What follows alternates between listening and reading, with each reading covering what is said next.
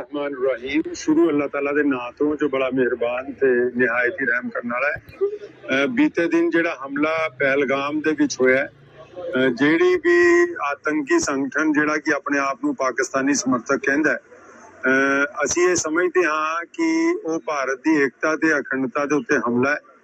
ਜਿਨ੍ਹਾਂ ਵੀ ਲੋਕਾਂ ਨੂੰ ਨਾਜਾਇਜ਼ ਕਤਲ ਕੀਤਾ ਗਿਆ, ਬੇਕਸੂਰ ਕਤਲ ਕੀਤਾ ਗਿਆ, ਉਹਨਾਂ ਦੀ ਇਸ ਕਤਲ ਨੂੰ ਕਿਸੇ ਕੀਮਤ ਤੇ ਬਰਦਾਸ਼ਤ ਨਹੀਂ ਕੀਤਾ ਜਾ ਸਕਦਾ।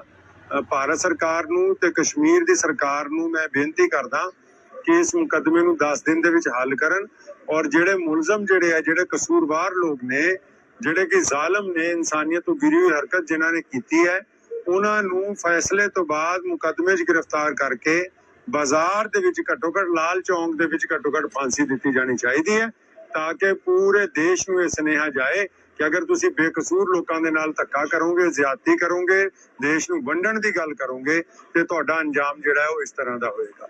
ਇਸ ਮੌਕੇ ਤੇ ਪੂਰੇ ਦੇਸ਼ ਦੇ ਲੋਕਾਂ ਨੂੰ ਵੀ ਸੁਨੇਹਾ ਦੇਣਾ ਚਾਹਨਾ ਕਿ ਜਿੱਥੇ ਦੁਸ਼ਮਣ ਸਾਨੂੰ ਤੋੜਨਾ ਚਾਹੁੰਦਾ ਹੈ, ਅਸੀਂ ਏਕਤਾ ਔਰ ਅਖੰਡਤਾ ਨੂੰ ਕਾਇਮ ਰੱਖੀਏ। ਔਰ ਪੜੋਸੀ ਦੇਸ਼ ਪਾਕਿਸਤਾਨ ਨੂੰ ਵੀ ਕਹਿਣਾ ਚਾਹੁੰਦਾ ਕਿ ਤੁਸੀਂ ਪਿਛਲੇ 75 ਸਾਲ 'ਚ ਸਾਡੇ ਨਾਲ ਦੋਸਤੀ ਦਾ ਹੱਕ ਜਿਹੜਾ ਉਹ ਅਦਾ ਨਹੀਂ ਕਰ ਸਕੇ। ਤੁਹਾਡੇ ਵੱਲੋਂ ਅੱਜ ਤੱਕ ਕੋਈ ਠੰਡੀ ਹਵਾ ਨਹੀਂ ਆਈ, ਹਮੇਸ਼ਾ ਹੀ ਅੱਤਵਾਦ ਦਾ ਜਿਹੜਾ ਗਰਮ ਹਵਾ ਦਾ ਝੋਂਕਾ ਆਇਆ ਔਰ ਤੁਸੀਂ ਅੱਜ ਆਪ ਵੀ ਅੱਤਵਾਦ ਤੋਂ ਗ੍ਰਸਤ ਹੋ ਗਏ ਹੋ ਤੇ ਕਿਤੇ ਨਾ ਕਿਤੇ ਤੁਹਾਨੂੰ ਵੀ ਜ਼ਰੂਰਤ ਹੈ ਇੱਕ ਵਾਰੀ ਤੌਬਾ ਕਰਕੇ ਸਿੱਧੇ ਰਸਤੇ ਪਈਏ, ਕਿਉਂਕਿ ਇਸਲਾਮ ਜਿਹੜਾ ਉਹ ਨਾਜਾਇਜ਼ ਲੋਕਾਂ ਦੇ ਕਤਲ ਨੂੰ ਹਰਾਮ ਕਰਾਰ ਦਿੰਦਾ ਹੈ।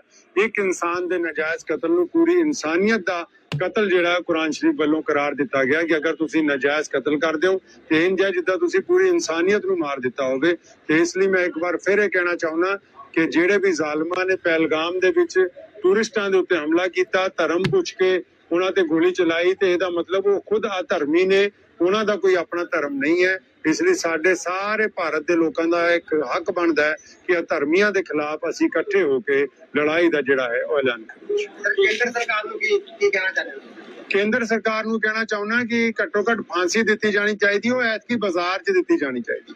ਔਰ ਉਹਦੇ ਨਾਲ ਨਾਲ ਜਿਹੜੇ ਵੀ ਜ਼ਿੰਮੇਦਾਰ ਉੱਥੇ ਦੇ ਲੋਕ ਨੇ, ਜਿਨ੍ਹਾਂ ਦੇ ਟੂਰਿਸਟਾਂ ਦੀ ਸੁਰੱਖਿਆ ਜਿਨ੍ਹਾਂ ਦੇ ਜ਼ਿੰਮੇ ਪਾਈ ਗਈ ਸੀ, ਉਹਨਾਂ ਨੂੰ ਵੀ ਜਵਾਬਦੇਹ ਬਣਾਉਣਾ ਚਾਹੀਦਾ, ਕਿਉਂਕਿ ਪੂਰੇ ਦੇਸ਼ ਦੇ ਲੋਕ ਪਿਛਲੇ ਕਈ ਦਹਾਕਿਆਂ ਦੇ ਅੱਤਵਾਦ ਦੇ ਖਾਤਮੇ ਤੋਂ ਬਾਅਦ ਹੁਣ ਕਸ਼ਮੀਰ ਵੱਲ ਬੜੀ ਖੁਸ਼ੀ ਦੇ ਨਾਲ ਘੁੰਮਣ ਲਈ ਜਾ ਰਹੇ ਸੀ ਤੇ ਕਿਤੇ ਨਾ ਕਿਤੇ ਸਾਜ਼ਿਸ਼ ਹੈ, ਇਹਦਾ ਪਰਦਾ ਜਿਹੜਾ ਉਹ ਫਾਸ਼ ਹੋਣਾ ਚਾਹੀਦਾ। ਜਿਹੜੇ ਪਾਕਿਸਤਾਨ ਤੋਂ ਦਹਿਸ਼ਤਗਰਦ ਆਉਂਦੇ ਨੇ ਉਹਨਾਂ ਲਈ ਕੀ ਸੁਨੇਹਾ ਤੁਹਾਡੇ ਕੋਲ? ਉਹਨਾਂ ਲਈ ਸੁਨੇਹਾ ਤਾਂ ਕੁਝ ਨਹੀਂ, ਆਪਣੀ ਸਰਕਾਰ ਨੂੰ ਕਹਿਣਾ ਚਾਹੁੰਦਾ ਕਿ ਦੁਸ਼ਮਣ ਦੇ ਦੰਦ ਇਸ ਤਰ੍ਹਾਂ ਭੰਨੇ ਜਾਣ ਕਿ ਦੁਬਾਰਾ ਉਹ ਇੱਧਰ ਮੂੰਹ ਕਰਨ ਦੀ ਕੋਸ਼ਿਸ਼ ਨਾ ਕਰਨ। ਧਰਮ ਪੁੱਛ ਕੇ ਜਿਹੜੇ ਕਿ